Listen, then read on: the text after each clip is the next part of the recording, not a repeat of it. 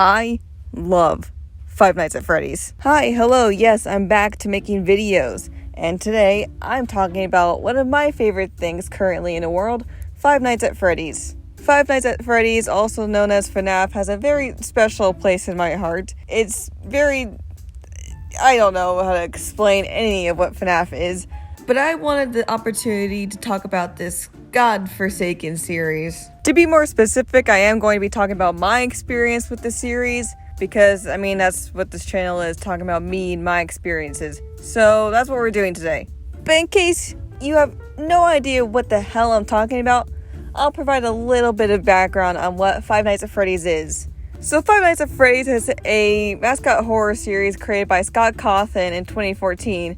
And that first game spawned off multiple sequels. There's like 8 of them now. And there's like a billion books, most of which I haven't even read. So as you can imagine, this is a pretty popular series. And it became so popular because of the lore. Did that set off Matt Pat's senses or anything? Is he coming for me? The lore. I say it like that because this series' lore is so unbelievably complicated and convoluted, or at least that's what people like to think. It is, but also it isn't all that complicated when you really look at it, but also it is still complicated. See, just talking about how complicated it is complicated. But that is why it's gained such a massive following, because the lore is complicated but mysterious. People want to solve it. People want to figure it out. And I am one of them. I discovered Five Nights at Freddy's in a way most other people did, by watching Markiplier play it.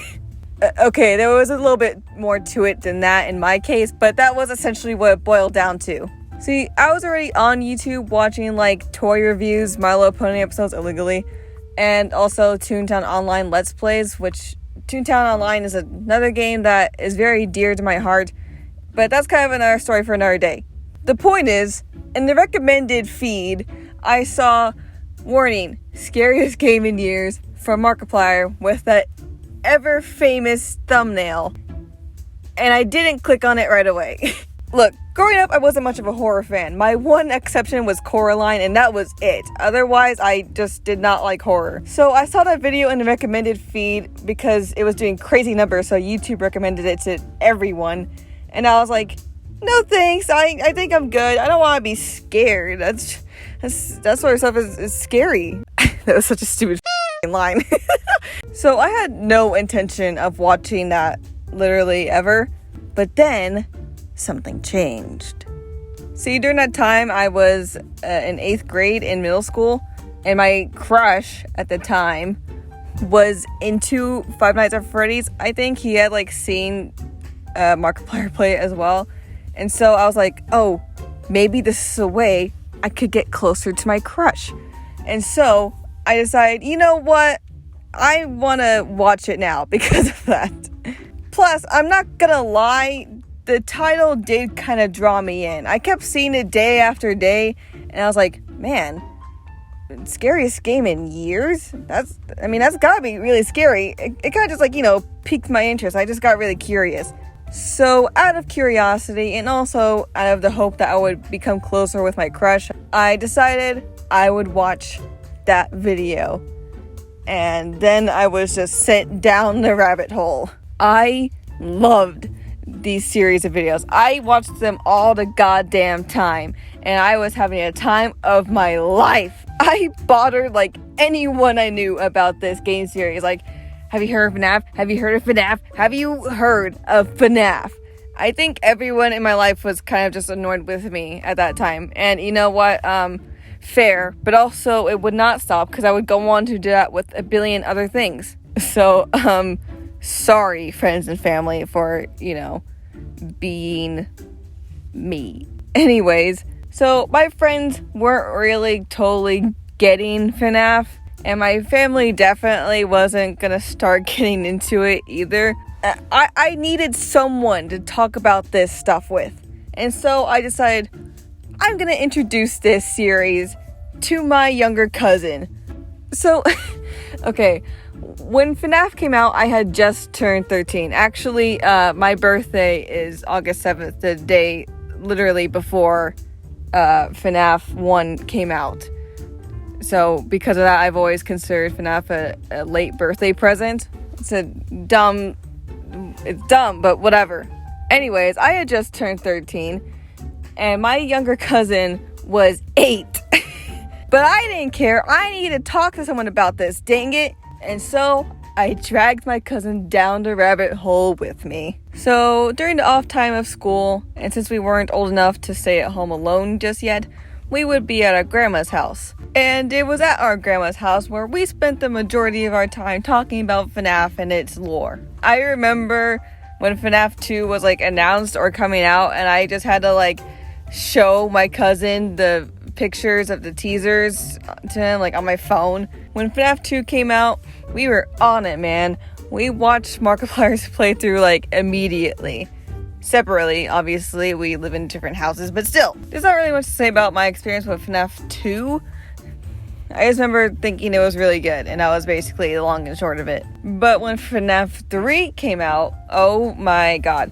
Okay, so FNaF 3, for any of you who don't remember, was supposed to be, I think, the last in the series originally.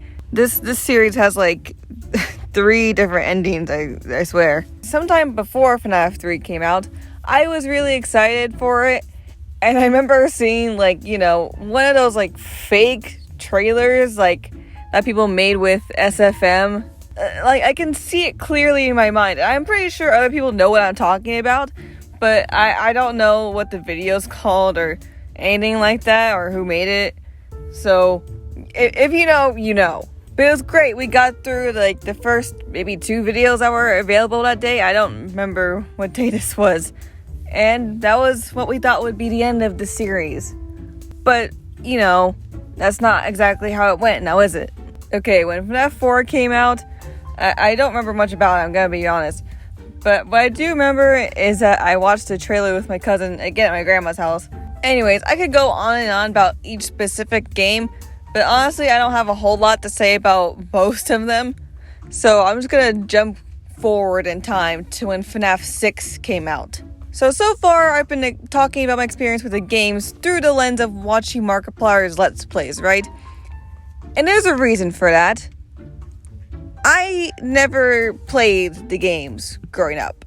Okay, look, I was 13 when the games came out. I did have a computer, but I only used it for school stuff and to play Toontown. I didn't really do anything else with it. I also didn't have a Steam account, and it's not like my parents were gonna make a Steam account for the 13-year-old. That, and the games cost money, which I did not have, again, as a 13-year-old. Obviously, yeah, the games aren't that expensive. The first, 4 are $5 or something. But still, that's $5 I did not have. And the games weren't available to play anywhere else at the time, so I was kind of just stuck watching Markiplier play it.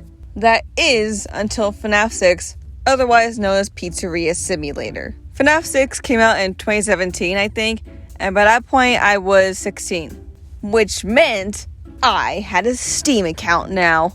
Okay, well technically it's my dad's Steam account, but whatever. I had actually gotten Steam in 2016 so that I could play Undertale. So now I had a Steam account and I could use it to play FNaF finally. And the only reason I got FNaF 6 instead of any of the other games is because FNaF 6 was free. Look, I didn't have a job when I was 16. I was still flat broke. The only reason I was able to play Undertale on Steam was because my parents got it for me for my birthday. So, yeah, the only reason I got FNaF 6, honestly, was because it was free. But you know what? That's a good enough reason to get it. I never finished playing FNaF 6. I just played up until night 3, I think. But it was still fun. Anytime my cousin came over, I would also have him play it. He was never very good at it either, but we were trying our best. I remember after FNaF 6 came out, I kept a dedicated section of a notebook I had to putting down my theories and the lore from that specific game, because I was I need to figure this out. I was a junior in high school when I was doing that. I am such a loser. I don't think a single one of the theories that I specifically wrote down in that notebook were right, by the way. Anyways, so FNaF 6 was meant to be the end of the series.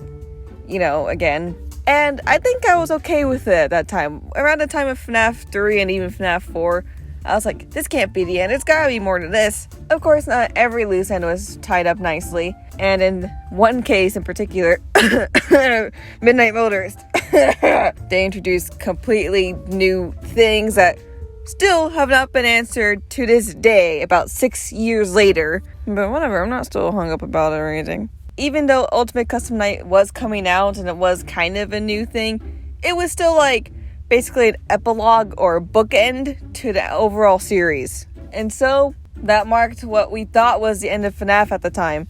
I did get Ultimate Custom Night on Steam as well because it was also free. And I know me and my cousin completed quite a few modes and got like a pretty decent high score. Nothing crazy, but you know, still not too bad, I guess. But the thing that everyone was talking about at that time, obviously, was the fact that Daka was trying to beat 50-20 mode. And the crazy thing is that he did it. I still can't believe he did it all these years later. Another clip of Daka crying after he beat it has kind of become a meme, but anytime I watch the full clip, I get a little bit emotional myself. And so marked the end of Five Nights at Freddy's. Until Help Wanted. Yeah, I don't remember exactly when we found out about Help Wanted, but I was like, oh, okay, it's not over. I guess at that point I was kind of used to this series just not ending, because I don't think I really thought much of it whenever it was announced. Now, obviously, I did not have a VR headset, and I couldn't play it in flat mode either, so back to Markiplier I went to watch play it, baby! I have yet to play FNaF VR, but my god, it looks so much fun. My cousin actually did play FNaF VR because a friend of his has it, and he told me that it was in fact a lot of fun. I just remember loving watching people play FNaF VR, and I remember trying to figure out what the hell was going on in that damn game. I also remember when the Halloween DLC Curse of Dreadbear came out. I had just started my freshman year of college at that time, and I was in my dorm room just watching people play the Foxy Corn Maze game. I forget what it's called, but I remember being so goddamn scared. I was like in my room, it was dark, my roommate was asleep, and I was just trying not to make any noise.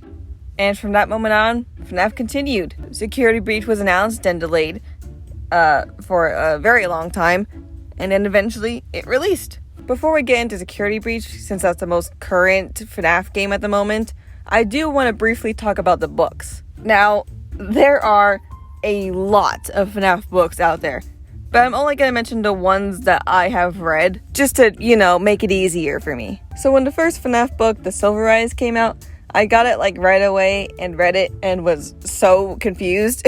I don't think I realized yet that the games and the books were in different canons, so I got like really confused because I was like, wait, what is happening?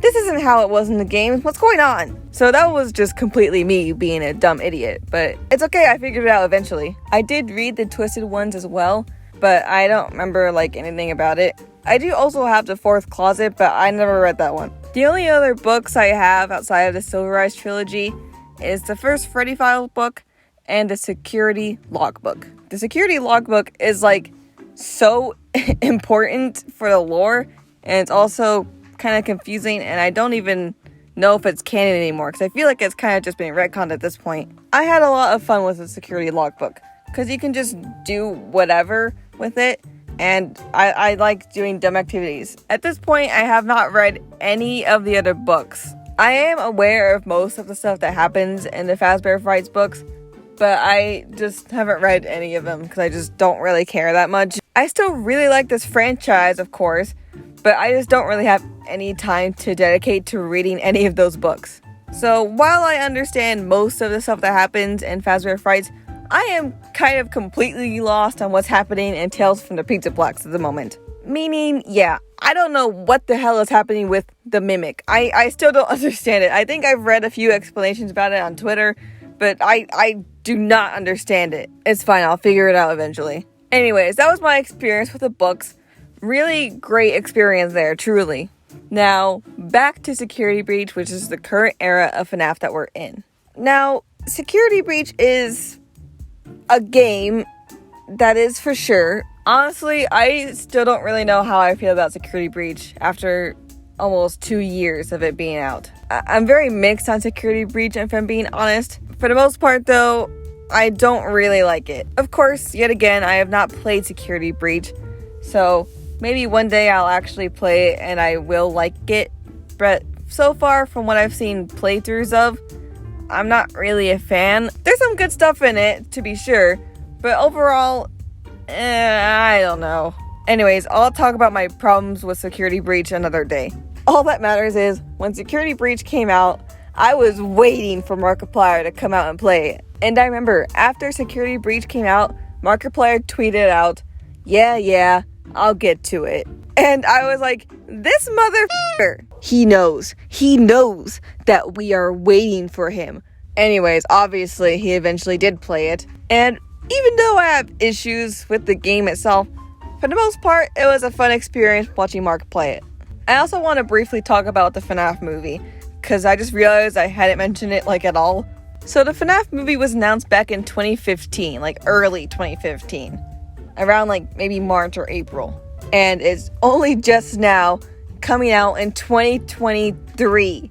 8 years later. That is insane to me. I remember when it was announced, I was so excited and I told my cousin right away. And we've been waiting for it ever since. For a while there, my cousin actually lost hope that this movie would ever release. And honestly, I can't blame him for it. But then, it happened. Blumhouse had put out when they were going to start filming the movie, and then they had put out the cast as well. And the cast is when I got excited, because we had never had a cast before. The hope started to return, but I couldn't fully rely on my hope just yet. I couldn't be let down again. And then they released the posters and the trailers. My god, the trailers! Oh my god. The most recent FNaF movie trailer, that was amazing, by the way. This is completely off topic, but it was so good. And they announced when the movie is coming out. Later this year, October 27th. Oh my god. My cousin over the years has become a little bit less of a FNaF fan. He still likes it, but he doesn't actively follow it as much as I do. But when this movie was announced, I told him about it, and we are so excited. I shared it with him, the trailers and everything, and he was losing his mind. I am so excited for this movie. You guys have no clue. Anyways, that's more or less been my experience with FNaF. But I'm leaving out something, aren't I? Yeah. I guess it's time to address the elephant in the room. Or rather, the MatPat in the room. Yes, the time has come to talk about MatPat and Game Theory and their FNaF videos. Because I did watch them. In fact, the way I found out about Game Theory was through their first FNaF video. Now, just to put a blanket statement, I like MatPat a lot. I think he's a great guy. And I like a lot of his theories. Even though today I mostly watch Food Theory and GT Live, there's still a good amount of film theories and game theories that I like a lot. When I was younger, every time a new Game Theory FNaF video came out, I would watch it right away. And like I said, I like MatPat a lot. I would love to meet him one day and talk about FNaF with him. All of that being said though, I haven't watched a FNaF Game Theory video in over a year. Yeah. After Security Breach came out and he started talking about that Gregory was a robot and that Gregbot was secretly the crying child, I don't know what it was. I couldn't do it anymore. I think I was just burnt out or something. I don't know. But ever since then, I have not watched a FNaF Game Theory video. And honestly, I don't think I'm missing anything. And I think, at least for me, I'm better off not watching them. Now look, obviously, yes, it is just a theory, so it doesn't matter that much. And it's not even like I'm the biggest FNaF fan in the world or take its story that seriously or that much to heart. But I just couldn't do it. And now I think we've just about covered everything. That has been my experience with this series. In full seriousness, I really do love this series. It is confusing and really stupid sometimes, but I love it for it. And I can't wait to see what the movie will have in store for us. Either way, no matter what the future of this series holds, I will be there for it every step of the way. Hi, hello, you made it to the end of the video. Congrats. But thank you for watching all the way through. I actually really do appreciate it. As you might be able to tell, most of this video was recorded like before Ruin came out, so that's why I didn't talk about it at all in this video. But it's gonna get its own video later, just dedicated to itself. But just to let you know, I thought it was really good. I really liked it a lot. So yeah, I'll go more in depth into it at a later time. But yeah, thanks again just for watching the video. You should like and subscribe and add it to your watch list or whatever you do. I don't know what you do with these videos or what you're supposed to say at the end of them. I don't know. Like and subscribe, like I said, if you want to. Anything is appreciated. Even just watching it is appreciated. Really, it is. And I'll see you guys around. Bye.